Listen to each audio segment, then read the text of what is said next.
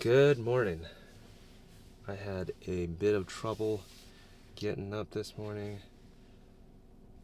Usually I find it to be the case when I don't have clear plans. I usually still get up on the weekends to get some work done, whether it's personal work like personal finances or planning for the next week. That's been huge for me, actually, planning for the week. Mondays we have our team sync, and it's really a quick call for the entire team. Just because we're remote, we all catch up.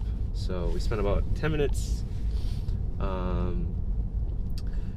on just the entire team going around the circle, either doing an icebreaker question. I think the last question was like, what's on your desktop wallpaper and why? Or we update on what's going on in our personal life or personal wins the last week or recently. Last week I got to share how I entered a dance battle. So yeah.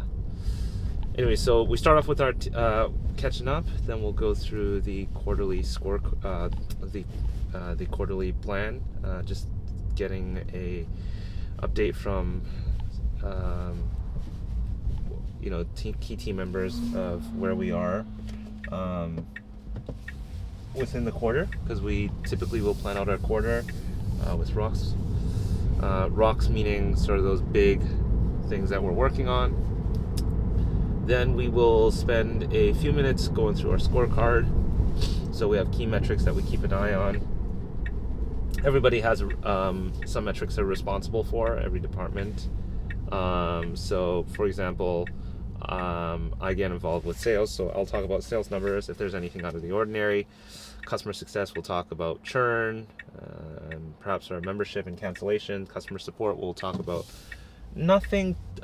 They have metrics they have to capture, but they will typically talk about anything out of the ordinary if they caught anything or any patterns they're seeing. Engineering will report on any sort of unusual bugs or typically bugs and anything unusual. So we'll go through our scorecard. Then we'll work through anything that we need to bring up as a team, any issues or challenges, especially on the front line, since engineers there, customers there, customer support's there, success is there. That's typically the conversation there. And then we'll go through wins. So quick minutes, few minutes, everybody want to share wins with each other, acknowledge each other. It's probably one of my favorite parts, just hearing that side of things and how awesome people are being within the team. And then usually I'll spend, if I have something planned out, 5 minutes sort of coaching or talking about anything. So last week we really talked about giving new team members context and the importance of giving context, and how everybody is like, because we're a small team, we're bringing on a new support person, training, everybody, can be a part of training this person. A lot of the training with support is really on the go. It's not like we feed you a manual and you're going to know how to answer every question. So it's on the job, and everybody sort of kicking in an effort within Slack to train that new support person, and really giving context, because sometimes it's so easy to just get trapped in using lingo and the kind of terminology we use. Most people, coming into the company who has no experience with tech might feel quite lost. So that's what I talked about last week. And that's, anyways, coming back to the weekends. Saturday I usually plan any talks I might have, or coaching that I might do with the team on today. So it's typically like a 5-minute thing or less, and just kind of get their feedback, also getting their thoughts on it, getting their input on it and what they've done, what's worked well. It's not just me blasting off what I think. I do ask for their team on their input and their thoughts as well, and that's it. We pretty much break off after that. It's about a half an hour meet every Monday, and so Saturday typically I do a little planning on that, and that's what I'm off to do. So every Saturday, Sunday, I'll try to get a couple hours of stuff done. 2 hours I usually cap it at. So I'm just heading over to a coffee shop. I don't go to the gym or do anything fitness related on the weekends. No, I take that back. I'm going to take my kid probably swimming today. He enjoys swimming quite a bit. He's a 5-year-old, and so I'm going to take him to the pool today. Our local pool today is closed for maintenance, so we're going to another pool, not too far, about 15-minute drive. So we're going to probably head there, and I've promised him to look up Pokemon cards. So he's big into Pokemon cards. I don't know if he really understands how it even works, but he had promised me to do something to really. I won't get into it, but he really wanted Pokemon cards, and so he's been asking for it for like the last 6 months. And I said, okay, well, he's learned as a 5-year-old. He tells me, Papa, my friend said you can go on Amazon to purchase Pokemon cards for $8. That's what he tells me. But I said, listen, we're gonna go look at them together. And I remember growing up playing Magic the Gathering. I don't even know, like, I didn't seriously play it. I collected Dragon Ball cards back in the day. I remember that. And so yeah, it's funny how, things are replaying itself. Now they've got Pokemon cards, although I think Pokemon cards have been around for like 20 years or something like that. I wasn't, it was after my time. But I remember going to Japan, seeing how big it was out there as well. So, Pokemon cards, swimming. It's really a family day. But I spend as much time with the kid and the wife on the weekends. Okay, so I was just in a forum talking. Somebody was asking about affiliates, and we've tried affiliates before, and I think affiliates can work depending on the product and your audience, and I guess your vertical as well, or if it's more of a horizontal business that you're in. But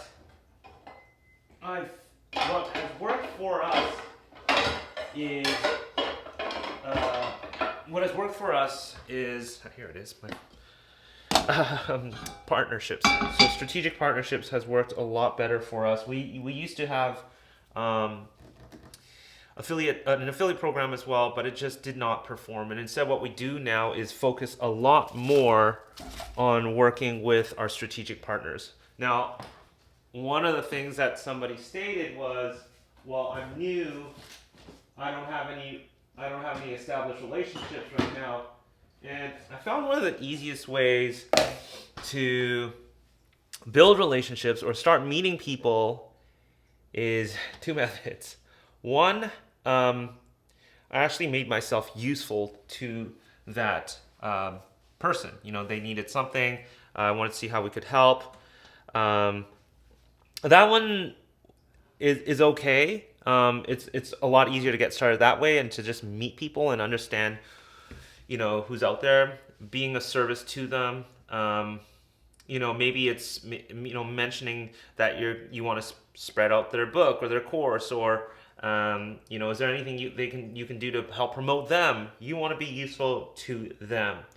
And the other easier method, which we did a lot of, was getting them on as a podcast guest.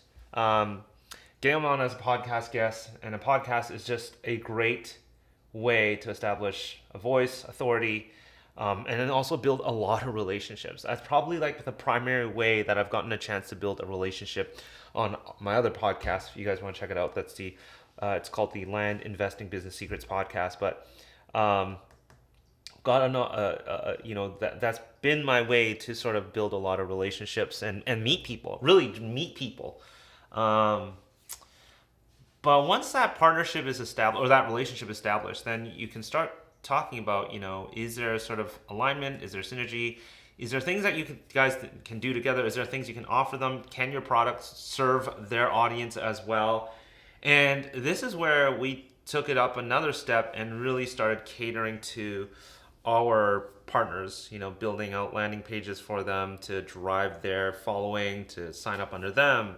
We didn't have a robust, partnership system other than all the technical stuff like capturing the commissions and whatnot and the all that, but working with them on coming up with pre-built templates in their accounts, pre-built account setup, so that their following can come under their setup. That's been huge for us.